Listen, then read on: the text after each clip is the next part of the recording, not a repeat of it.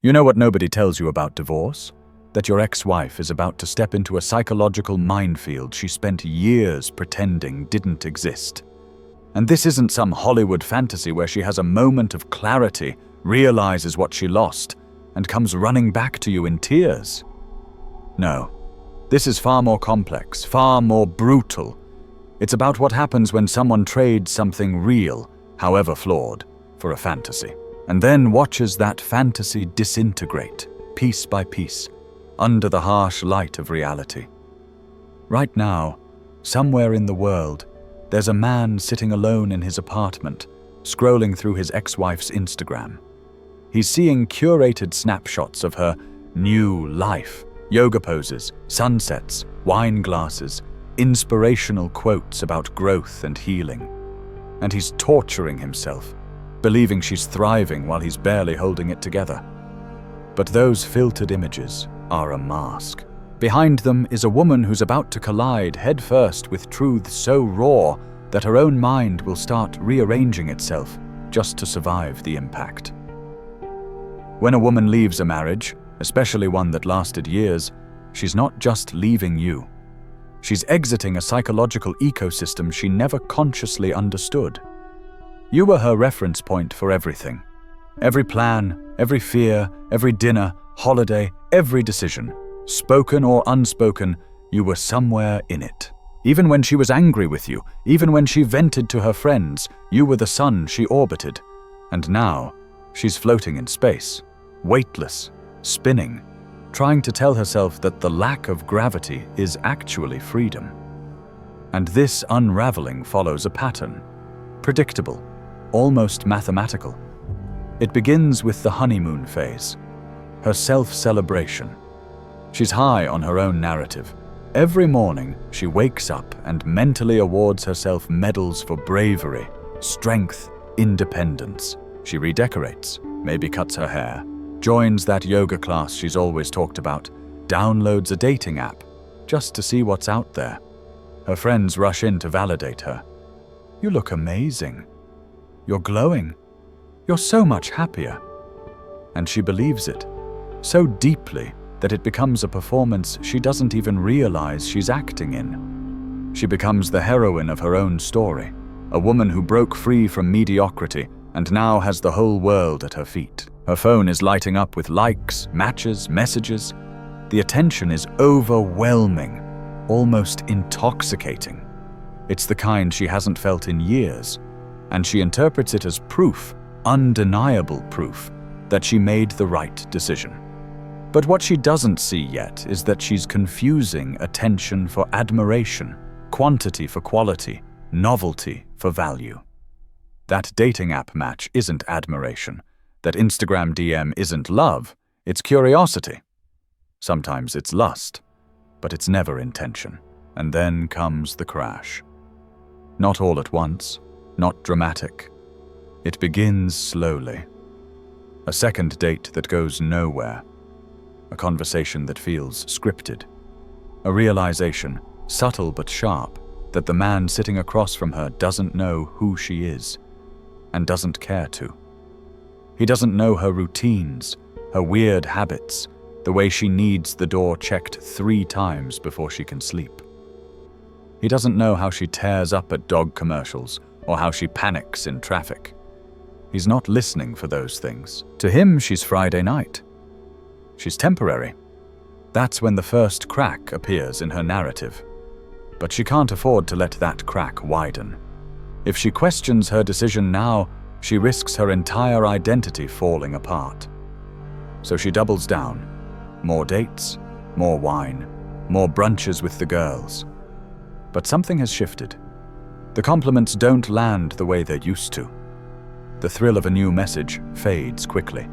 She starts noticing red flags she previously ignored. The way some men talk about their exes. The passive aggressiveness, the emotional unavailability, the rushed intimacy, the lack of depth. And unconsciously, always unconsciously, her brain begins to compare. Not because she misses you, at least not consciously, but because the mind seeks patterns. And the pattern it knows is you. Your flaws, your quirks, your stability. You were real. You were known. And in a world of strangers and masks, that counts for more than she ever admitted. Suddenly, the man who was emotionally distant just seems emotionally shallow. The man who's fun and wild feels reckless. The man with the good job and confidence starts sounding like a narcissist. And you begin to shine, not because you've changed, but because memory has a way of polishing what's familiar. This is when phase 3 arrives. The panic. 6 to 8 months in, everything that felt new is now old. The social battery is dead. The girls' nights out feel empty. The dating apps feel more like labor than leisure. Her kids, if there are kids, are acting out, their world broken and confused. And she's starting to realize she's not just tired. She's exhausted from pretending. Pretending she's happy. Pretending she's thriving. Pretending she doesn't miss the way things used to be, before the world expected her to have it all figured out. Every social media post is harder to make. Every smiling photo takes longer to stage.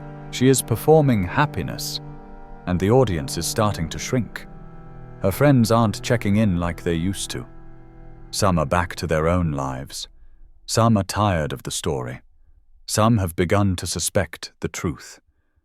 And late at night, when the house is quiet, when the phone stops buzzing, she sits in that silence and hears the echo of a choice she can't take back. This is the moment where the past, once a blurry haze of problems, starts to sharpen. The fights don't seem as big. Your flaws don't seem as fatal. She wonders if she overreacted, if maybe, just maybe, she gave up too soon. But admitting that would be too much. It would mean facing a mountain of regret that could bury her. So instead, she writes a new story. One where maybe you've changed. One where maybe if circumstances were different, it could still work. It's not an apology. It's not even a reconciliation. It's a defense mechanism, a way to keep the illusion of control while the reality continues to collapse. And through it all, there's one undeniable truth forming in her mind, one she can't say out loud, even to herself, that she traded something real for something that looked better, but wasn't. And this is where the emotional paradox sets in, because she can't go back, but she's also not truly moving forward. She's stuck in a limbo between pride and pain, between the image she's projected and the reality she now faces. The world still expects her to smile, to glow, to thrive. She expects herself to do the same. After all, wasn't this supposed to be freedom? Wasn't this what she wanted? But deep inside, a quiet war begins. A war between the part of her that still wants to believe she made the right decision, and the part that knows she didn't understand the cost. See, the real heartbreak doesn't come from the divorce itself. It comes from everything that follows. From realizing that independence feels lonelier than expected, that having options doesn't mean having intimacy, that being admired by strangers doesn't replace being known by someone who actually stayed. Her social circle has changed. The married friends who used to double date with you both are now distant. Their loyalty is awkwardly divided, or worse, evaporated. She's discovering that people pick sides in silence. Invitations stop arriving. The phone rings less. Nobody says it out loud, but she feels it. That quiet judgment, that subtle withdrawal. She thought she'd be surrounded. She ends up isolated. Then there's the finances. At first, she was confident. She thought she could handle it. Maybe she even took pride in it. Budgeting, working, showing the world she didn't need a man. But the math is relentless. Rent is unforgiving. Inflation doesn't care about empowerment.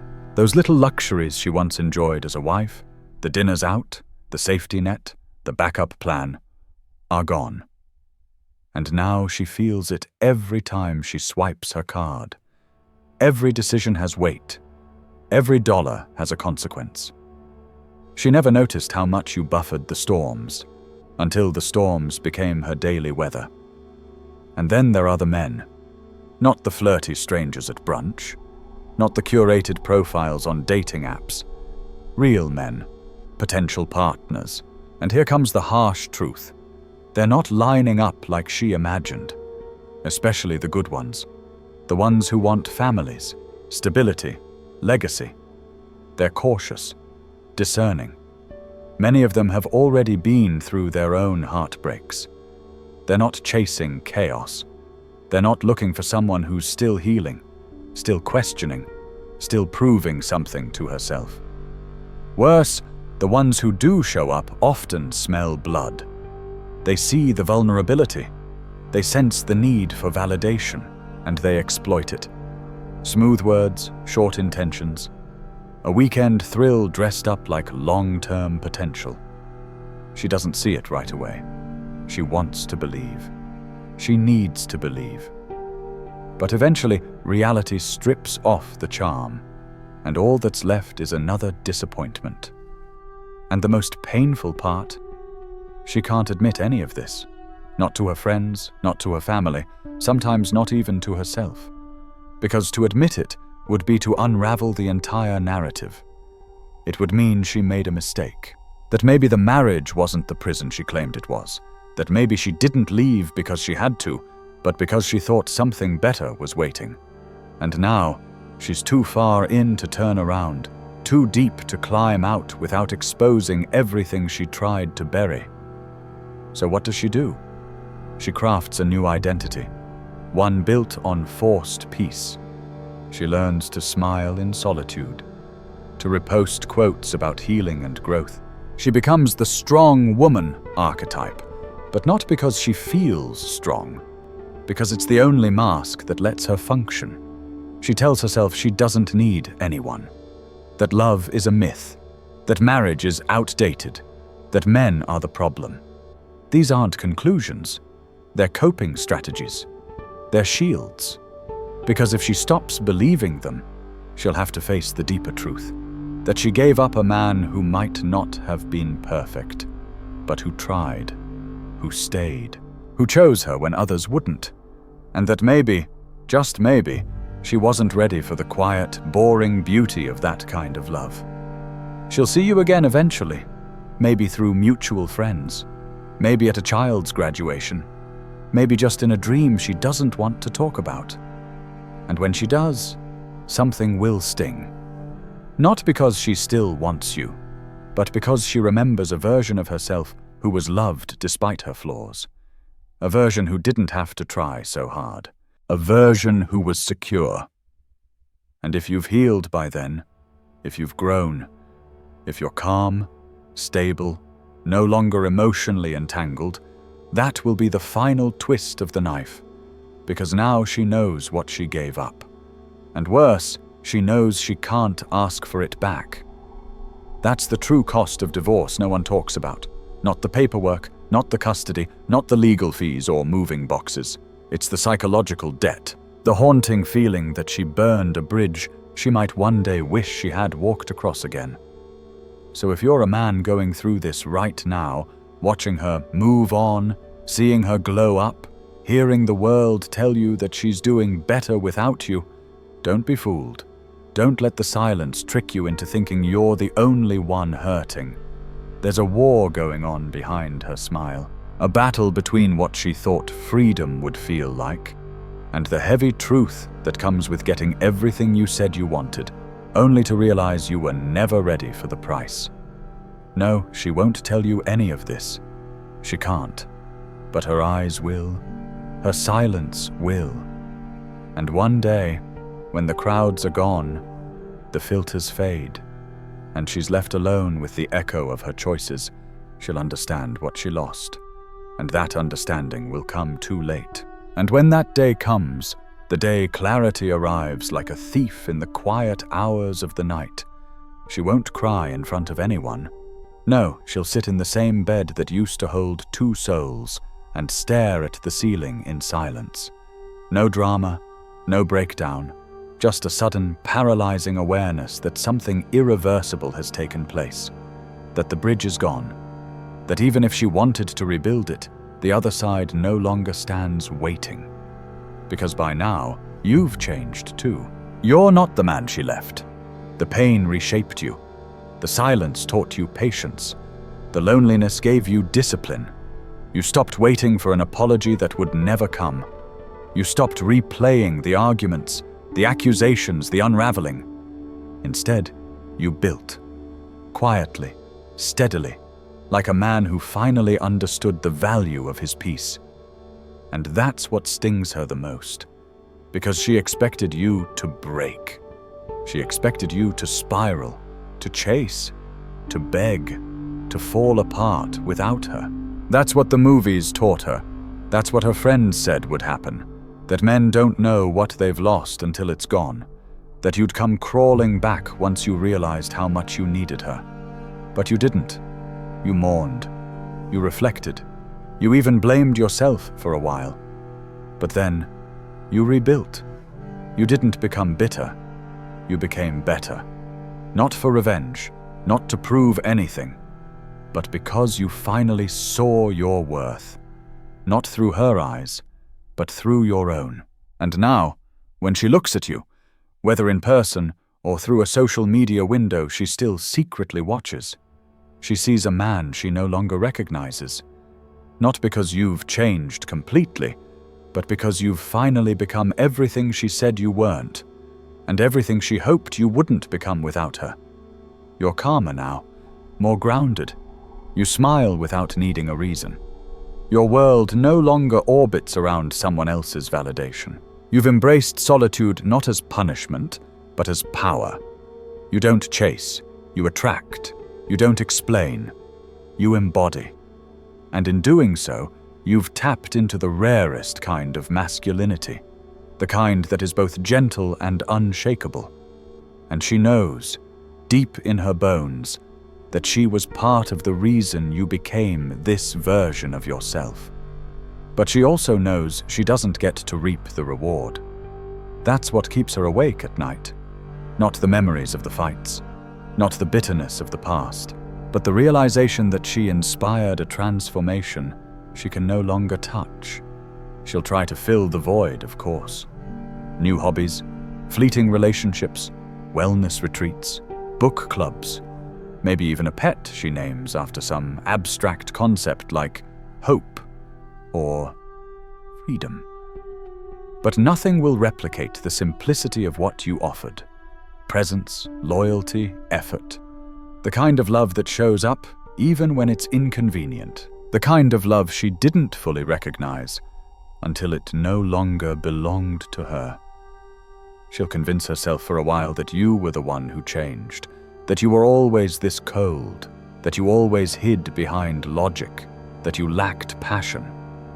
She'll rewrite history because it hurts too much to read the real version. The version where you stayed long after you were appreciated, where you gave more than you got, where you loved without conditions while she kept score.